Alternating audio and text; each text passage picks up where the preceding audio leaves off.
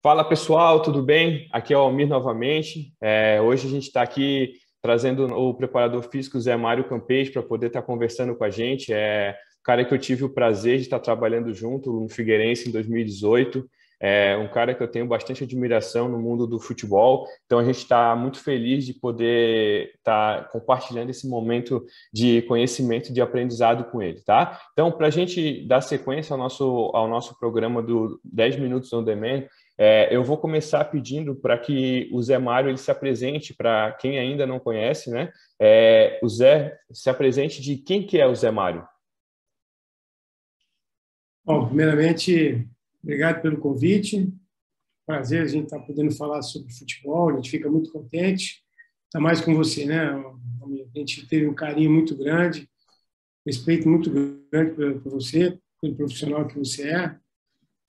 Bom, meu nome é Zé Mário Campês, né? Eu sou preparador físico de futebolistas, né? Sou mestre em ciências do esporte pela Unicamp. Também tem outros cursos, né, de pós-graduação, tem mais 3 pós-graduações na área de treinamento desportivo, né, todas elas realmente voltadas para o treinamento em si. Sou graduado em Educação Física e também tenho a graduação em Pedagogia. Ah, bacana. Sou um ex-atleta de futebol, já fui professor universitário, tenho algumas outras formações aí, como a Ethos Performance, que é voltada para a questão dos padrões de movimento, né, do treinamento em si, né, tem pela Core 360 também, são todas elas voltadas para, na verdade, o treinamento funcional, né, Uhum. e sou sócio proprietário do Flow Studio Fitness, que se localiza lá em Jurerê, né, lá em Jurerê Internacional, em Florianópolis. Sim. Zé, muito bacana. Na verdade, até tu foi bem humilde na tua apresentação, né? Porque tu teria muito mais coisa para falar, a tua trajetória, todos os clubes que já passou, com quem tu já trabalhou, aos títulos que tu já conquistou, né? Hoje, eu te considero um preparador físico que é referência no Brasil, né? Então, eu queria que a gente tentasse, se existe eu sei que isso não, o sucesso, né, que é a tua carreira, não é uma coisa só tem uma variável, né? Mas se tu pudesse falar para a gente o que fez a diferença na tua formação para te poder ser o Zé Mário, preparador físico que passou pelo Cruzeiro, Santos, São Paulo, o que te fez, o que tu acha que te fez ser esse profissional que tu é hoje? Olha, primeiro eu acredito que questão familiar, né? Eu vim de uma família de esportistas, né? O pai, meus tios, né? Uhum. E eu tive o prazer também apesar de jogar em clubes pequenos, né? Mas tive uma carreira aí como profissional que fez com que eu me interessasse muito pela profissão, né? E a família também sempre me apoiou muito, sempre exigiu que eu me mantivesse estudando, mesmo jogando, né? Eu, com 21 anos, já faz mais de 30 anos que eu sou formado, né? 21 anos eu estava formado, então eu estava iniciando minha carreira como profissional, né? Estava nas categorias inferiores ali, na época do Guarani, e sempre estudei, entrei na faculdade, não deixei de estudar, e quando eu recebi assim o convite de fazer a mudança, né? Vamos dizer assim, Uhum. do deixar de ser um atleta para fazer parte de um membro de uma comissão técnica, né? Eu voltei a estudar. Foi aí que eu procurei me especializar, estudar cada vez mais, e a gente nunca para, né, amigo? Você sabe que Exatamente. o conhecimento é fundamental, a gente está sempre em busca, né? Então, eu acho que essas questões relacionadas assim com a teoria, com a prática, eu acho que me favoreceram muito, né? Eu tenho sempre em mente uma coisa: as oportunidades vão aparecer para aqueles que estão preparados. Então, eu sempre procurei estar bem preparado para todas as situações e, graças a Deus foi me conduzindo por um caminho muito bom. Conheci várias pessoas no meio do futebol, com esses clubes que você falou aí, bons técnicos, né? Excelentes técnicos que foram parceiros aí e que me ajudaram muito na minha trajetória, como Eu trabalhei com o Adilson, né? Trabalhei com o Muricy, o João Carlos Osório, trabalhei com o Milton Cruz, né? Uhum. Então, tem muitos outros aí, né? Currículo estrelado, né, Zé? Não dá nem para lembrar o nome de todos, Ney Franco, né? Pausa, o Ricardo Gomes, puxa, tantas pessoas que foram tão importantes na minha formação também, Com certeza. minhas diretrizes assim de me manter sempre firme, né? Nessa profissão aí que a gente sabe que é muito difícil, né? Muito, muito difícil. Muito legal, Zé. Na verdade, até eu queria pegar e aproveitar um pouquinho do gancho dessa sua experiência, que a gente acabou ainda não falando, né? Mas tu também já trabalhou fora do Brasil, né? Esse exemplo do Japão, né? Eu queria que a gente tentasse fazer, Zé, um paralelo para tentar dizer, deixar mais evidente quais para ti são as maiores diferenças no treinamento físico no exterior e no Brasil. Assim, a gente trabalha também com atletas que jogam fora do Brasil, e alguns deles falam da questão do treinamento de força. O futebol asiático é um futebol onde preconiza muito a parte aeróbica e acaba não dando tanto foco para a parte de força, né, que é o que o brasileiro está acostumado, enfim. Mas, junto com a tua experiência, Zé, o que tu pode compartilhar com a gente de principais dificuldades ou principais vantagens que tu encontrou entre o trabalho no exterior e o trabalho aqui no Brasil? Olha, eu tive a experiência minha foi 1 ano e meio no Japão, somente, sem ter ficado lá uns 10 anos. Uhum. Bom, eu vejo assim, ó, realmente lá eles preconizam um pouco mais esse trabalho de resistência, mas no clube que eu estava, que é do Jubiluata, é um clube que passou vários brasileiros lá, vários outros preparadores físicos também, né? Sim. Muitos técnicos brasileiros, jogadores, né? Então, lá a gente tinha um bom trabalho, desenvolvia um bom trabalho de força também. Uhum. Agora, não sinto assim tanta diferença de um lugar para o outro em termos de treinamento, né? O que é a maior diferença que eu vejo assim é a organização, né? Uhum. A organização dos campeonatos, né? Que é bem diferente aqui do Brasil, que toda hora muda, né? Sim. Eu me recordo uma vez, quando logo que eu cheguei no Japão, o rapaz que era o diretor lá, o manager, me entregou uma lista com todos os jogos até o final do ano, horário de saída para o hotel que eu ia ficar, quando eu ia voltar. Aí eu falei para o Adilson, isso aqui não é possível, um negócio desse aqui. E aqui no Brasil, às vezes você não sabe o jogo que você tem a semana que vem, né? Que muda exatamente. Horário, de acordo com a exigência da TV e tal. Então, essas questões de organização foram um diferencial. E outra, os locais de treinamento, né, muito bem equipados, né? Então, talvez seja uma diferença grande. Apesar que aqui no Brasil nós temos agora vários centros de treinamento muito bons, né? Campos, com a Copa do Mundo, vários estádios aí foram reformados e estão muito bons. Mas ainda, como nós somos um país muito grande, né? Temos muitos clubes e muitas competições, nem todos os clubes têm aqueles CTs, vamos dizer assim, né, com o mínimo de condições para a gente desenvolver um bom trabalho na parte física. Né? Uhum. Talvez seja a nossa maior dificuldade. E na verdade, até além dessa questão, essa questão da parte física e também organizacional, né? Diferente, por exemplo, do Japão, também tem a questão de viagem no Brasil, né? O Brasil praticamente é um país continental, né? Comparado com o Japão, eu não tenho a experiência, né, Zé? Mas eu estou te falando uma coisa pela percepção que a gente tem de profissionais que a gente conhece, né? Acabam fazendo muita diferença na questão de organização de treino, né? Porque muitas vezes tu acaba tendo um calendário mais congestionado, né? E em virtude da viagem, em virtude dos atletas ter que descansar dos jogos, que estão jogo em cima de jogo, acaba ficando muito difícil treinar, né? E ainda mais com essa questão dessa cultura cultura brasileira, né, que é a questão de resultado imediato, né? Então, eu fico assim, são algumas reflexões que a gente faz, né, quem está no mundo do futebol, né?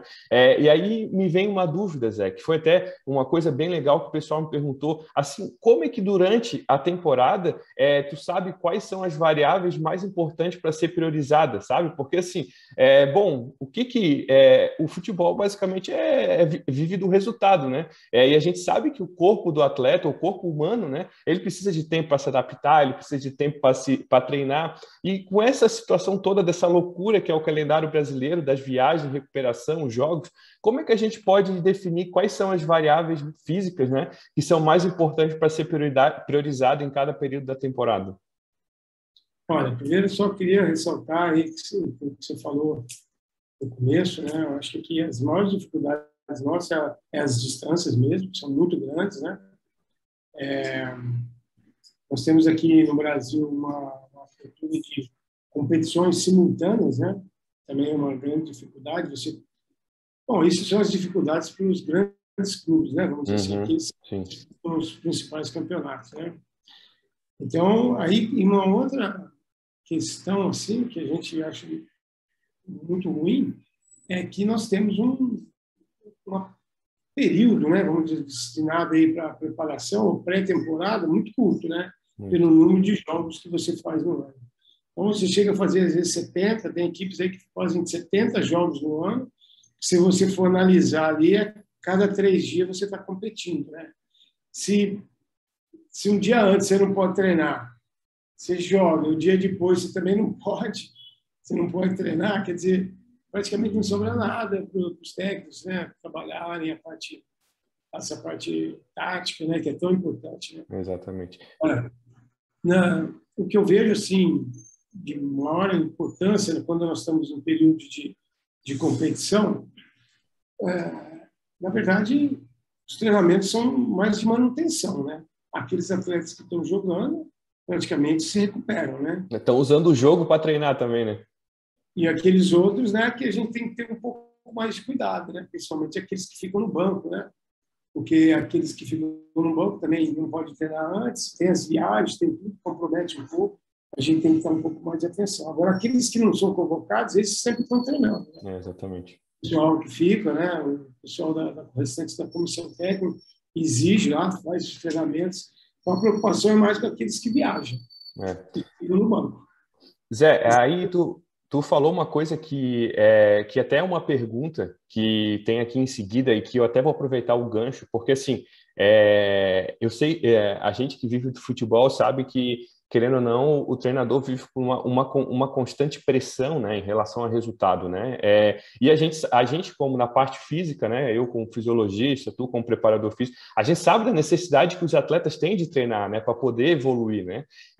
Como é que a gente faz para alinhar o trabalho da preparação física com o trabalho do treinador? Assim, uma coisa, Zé, que eu acredito que vai ser norteador da tua resposta, porque eu já trabalhei contigo, é muito em relação à afinidade que o preparador físico e o treinador eles possuem, né? De poder entender um complementar o trabalho do outro, enfim. Mas como é que tu que já trabalhou com outros treinadores, vários treinadores, como é que faz para alinhar esses trabalhos da parte da preparação física com o que o treinador precisa ser, o que o treinador precisa trabalhar? Bom, hoje você sabe que os treinamentos, né, a gente tem que ser feito e tem que ser procurado reproduzir aquilo que acontece no jogo, né? Então, não existe mais essa descontextualização, né? Essa separação de um treino físico, de um treino técnico, de um treino tático, né? Exatamente. Todas essas variáveis, né, que são em um aspecto psicológico, né, essas variáveis estão inseridas no mesmo tipo de treinamento hoje, né? Principalmente em calendários congestionados. Então, acho que é importante assim, o preparador físico ter um grande conhecimento do trabalho do técnico, né? Porque, principalmente, como é o modelo de jogo do técnico, para você inserir o seu trabalho junto com o dele. Exatamente. Colocar ali na mesma sessão de treino essas variáveis que a gente, como um preparador físico, a gente acha importante para que o atleta ou seja, vão se manter ao longo dos jogos, da semana, né, em alto nível de treinamento.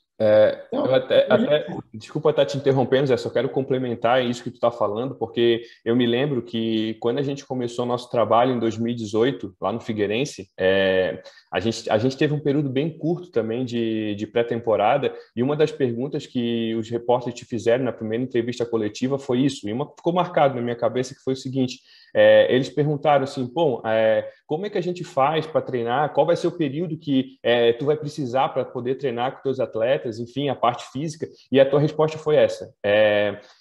Eu, desde o primeiro dia de trabalho, meu trabalho vai ser com bola. Em nenhum momento eu vou trabalhar isoladamente só a parte física, porque a gente tem pouco tempo e a gente precisa ganhar tanto a parte física quanto a parte técnica. Então, o nosso trabalho aqui de pré-temporada ele vai ser baseado também na utilização do elemento bola desde o primeiro dia.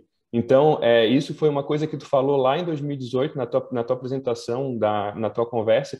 Isso é uma coisa que ficou gravado, porque assim, é uma coisa que é muito importante, né? Porque hoje, principalmente no Brasil, a gente tem pouquíssimo tempo de pré-temporada, né? E ter essa leitura também, que a preparação, não que não possa ser feito, né, Zé? Até porque o contexto, cada um sabe o seu, se quiser fazer trabalho sem bola, pode ser feito também, não é esse o problema.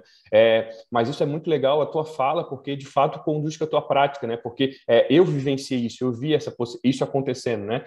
Então é muito bacana isso, porque é uma cultura mais moderna em relação à parte da preparação física, e eu gostaria de ressaltar isso porque foi uma coisa que a gente viveu junto, né? Então, parabéns, porque a tua fala, ela de fato, ela condiz com o que tu vem fazendo no teu dia a dia, né? a gente procura conciliar o elemento bola, né? Porque a gente tem que levar em conta também a questão da motivação dos atletas, né? É muito mais motivante você introduzir logo os trabalhos com bola, né?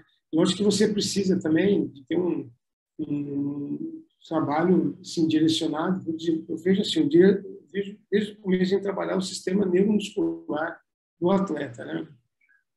De forma primordial ali, prioritária, né?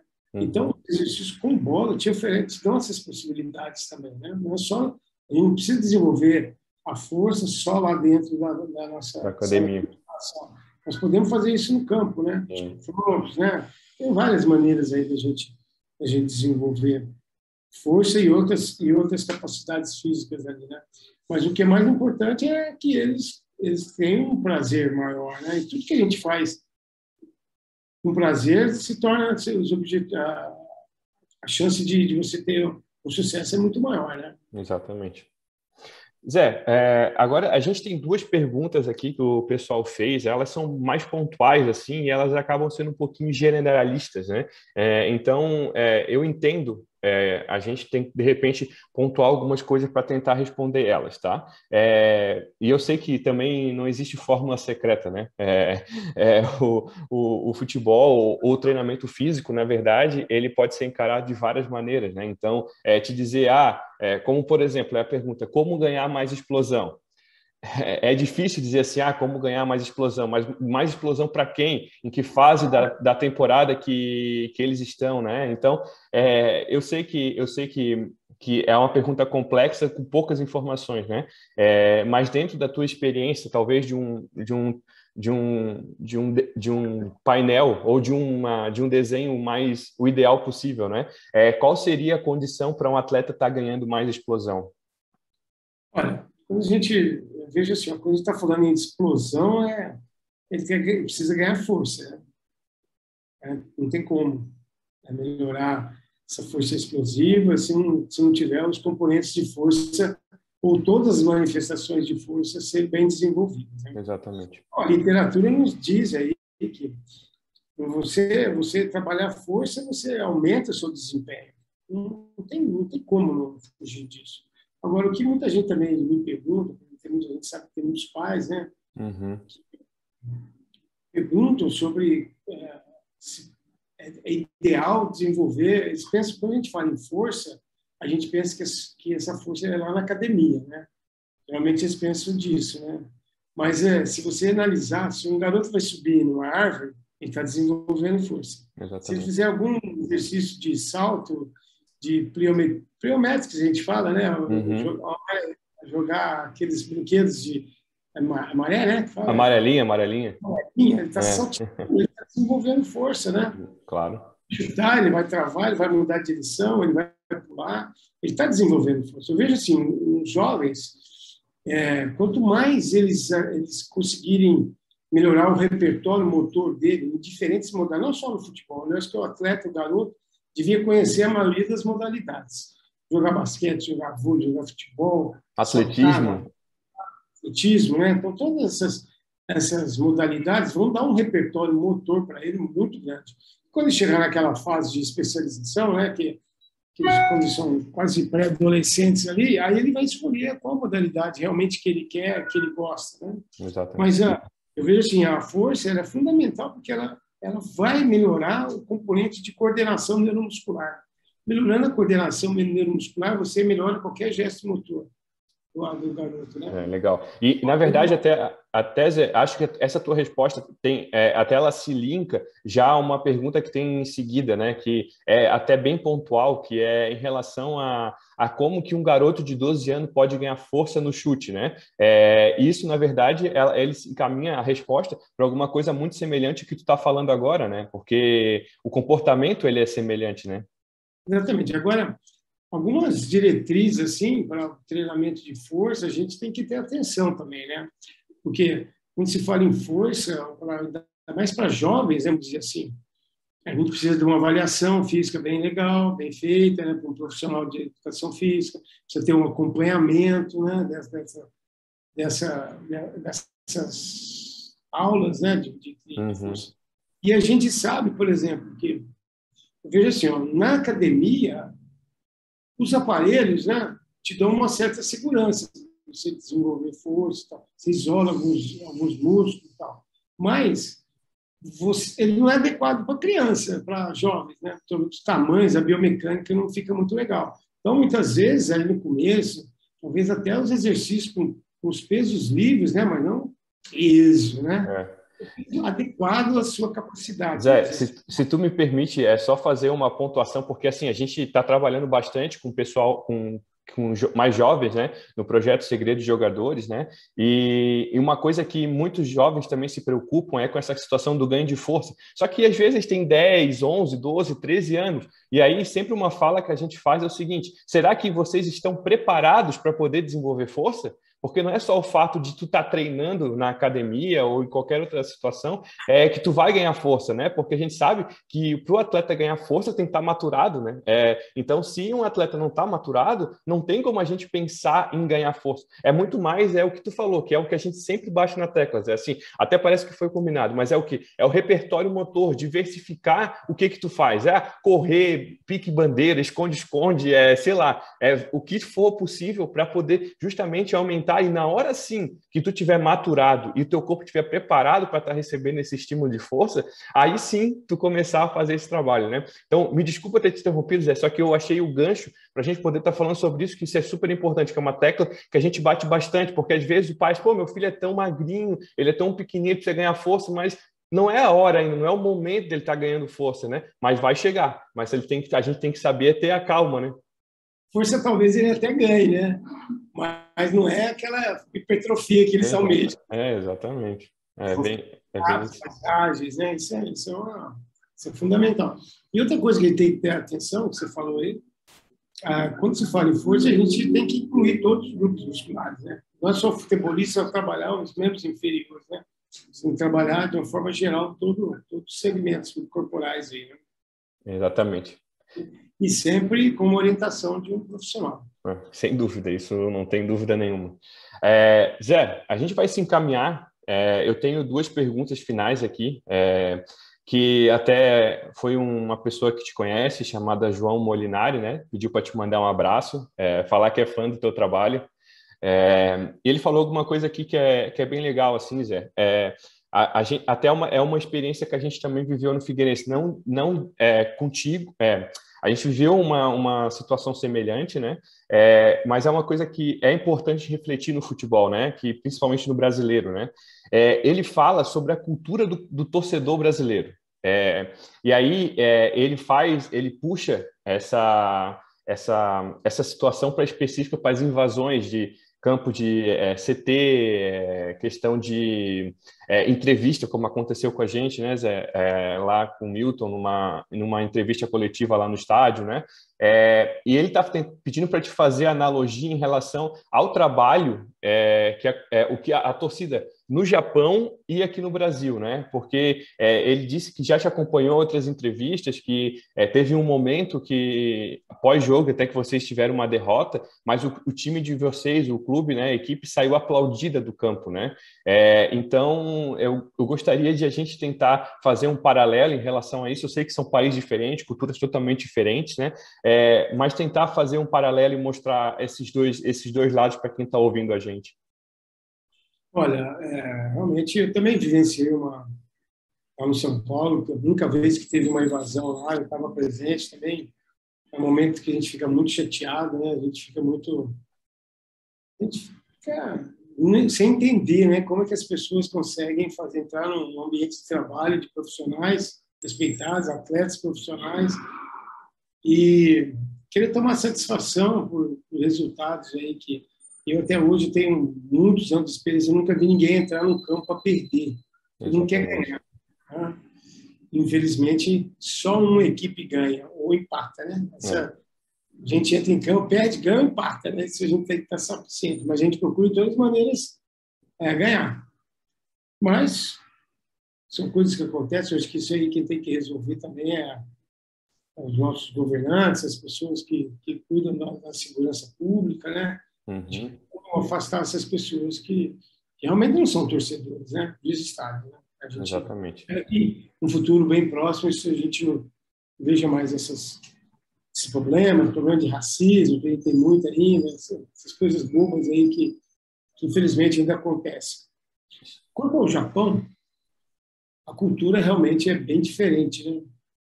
Lá a gente tinha uma rotina assim, você chegava no estádio para o jogo, entrava no vestiário, deixava o seu material ali, aí o capitão do time, né?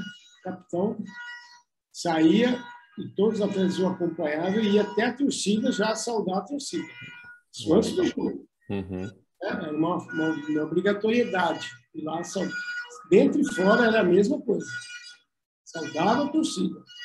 Voltava, trocava de roupa, ia para o aquecimento, jogava, acabou o jogo, mesma coisa. Todos os atletas iam lá saudar a torcida, independentemente do resultado. E todos eram realmente aplaudidos. Já perdi, já ganhei, já dei goleada em equipes em que depois do jogo era a mesma coisa. O time perdeu, tomou goleada, ia lá, a torcida realmente aplaudiu, porque na cabeça deles, eles imaginam assim que você entrou em uma batalha, né, que é um jogo, uma guerra, e você deu o melhor. Ganhar ou perder faz parte. Exatamente. Então, são culturas, né? São questões educacionais, são envolvidas, né? Então, E tem até um complemento dessa pergunta, Zé. Eu acho que vai corroborar até com o que tu vai falar agora, que isso, na verdade, é até inevitável, né? Esse tipo de comportamento ou esse tipo de ambiente que se cria num clube de futebol no Brasil, no exterior, ele é considerado quando existe uma possibilidade de tu estar trabalhando em algum lugar diferente? Eu gostaria de trabalhar. Não, assim, por exemplo, quando a comissão técnica, por exemplo, tu, teu treinador, o preparador de goleiro, enfim, auxiliar técnico, recebem um convite. Essa situação da torcida, do ambiente que o clube tem, ele é considerado na hora de escolher, de aceitar ou de não aceitar esse convite? Sim, lógico. Você analisa todos os fatores, né? Hoje, aqui no Brasil, nós temos uma cultura muito difícil, né? Você sabe muitas vezes que você vai para um local que vai ser difícil trabalhar, tem a questão da imprensa, tem os próprios dirigentes que às vezes não são muito bem preparados, né? São mais torcedores do que provavelmente um dirigente que vai muito pelo emocional. E, infelizmente, às vezes a gente é analisado só pelos resultados, né? Ninguém analisa o contexto, né, do trabalho que você desenvolve. Se o clube, a sua equipe melhorou em diferentes aspectos, Nada disso é analisado, simplesmente é o resultado, se você perde ou ganha. E como eu te falei, o ganhar e perder está muito próximo. Né? Exatamente. Então, são detalhes. E agora, você analisa tudo, com certeza. Fez questão financeira, né? Se você vai receber ou não, né? Então, tudo isso hoje você analisa. A questão cultural, né? Você sabe que tem lugares, por exemplo, no Brasil já tudo é diferente, né? São várias regiões diferentes. Você vem para o norte, é uma maneira que as pessoas se comportarem. Você vai para o sul, é um pouco diferente, né? Você vai ambiente que é um lugar mais frio, mais chuva, então exige um tipo de treinamento mais diferente, né? Mais aguerrido. Tem lugares aí que prioriza muito a questão do jogo apoiado, que a gente fala, né? Mais de toque de bola, né? Técnica. Você vai jogar no São Paulo, é isso que o objetivo, o teu time tem que jogar, né? Vamos dizer assim. Vai para o Cruzeiro, o time tem que jogar, não adianta só aquela correria, aquele jogo de muita transição, um time muito reativo. Então, todas essas variáveis aí você tem que analisar, né? Quando você vai para um local. A questão da cultura, da alimentação, do clima, isso aí tudo Legal, a gente tem que analisar com detalhe e com carinho. Muito bacana. Zé, assim, em perguntas que a gente tinha, que o pessoal mandou lá no nosso Instagram, eram essas, tá?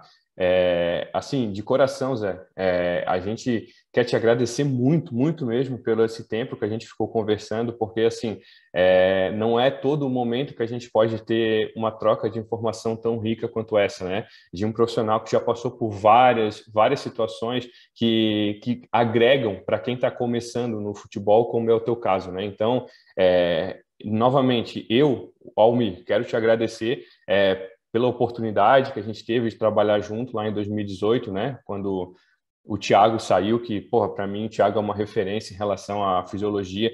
Fiquei muito honrado de ter essa responsabilidade de estar assumindo o lugar dele logo depois da saída e vocês ter confiado no meu trabalho, né?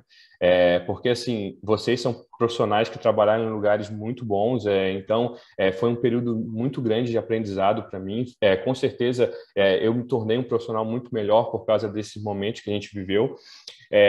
E hoje estar podendo conversar contigo nesse projeto novo que a gente está iniciando aqui deixa a gente muito feliz, tá, Zé? O sentimento que a gente tem e que a gente quer te passar é de uma torcida sempre, sabe? Então, pode ter certeza que nós somos pessoas que vão estar sempre torcendo pelo teu sucesso, porque tu, além de ser um cara extremamente competente, é um cara que é muito querido por todo mundo que trabalha contigo, né? A tua relação foi muito boa com todo mundo, né? Então, isso é uma coisa super positiva dentro do futebol. Então, a gente deseja que, de fato, Zé, tu tenha muito sucesso na tua carreira, até quando tu quiser continuar trabalhando, sabe? Então, de verdade, a gente vai continuar te acompanhando, vai continuar torcendo por ti, e tudo que a gente puder estar te ajudando e tudo que tu tiver de informação, de coisa nova para poder compartilhar com a gente, Zé, por favor, compartilhe que as tuas informações e o teu trabalho, ele é muito importante para a gente, tá?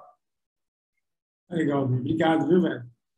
Estamos aqui para sempre estar à disposição de vocês. A gente tem um carinho muito grande por vocês, pelo seu trabalho também, ser um cara vencedor. E vamos sim, vamos conversar bastante. Sempre que tiver oportunidade, pode contar comigo. Estou sempre à disposição aí, viu? Tá bom. Zé, Zé, ouvintes aí. É. E Deus abençoe a todos nós. Amém. Obrigado, Zé. Forte abraço para ti, tá? E muito sucesso aí no final dessa temporada aí no Ferroviário, tá bom? Forte abraço, Zé.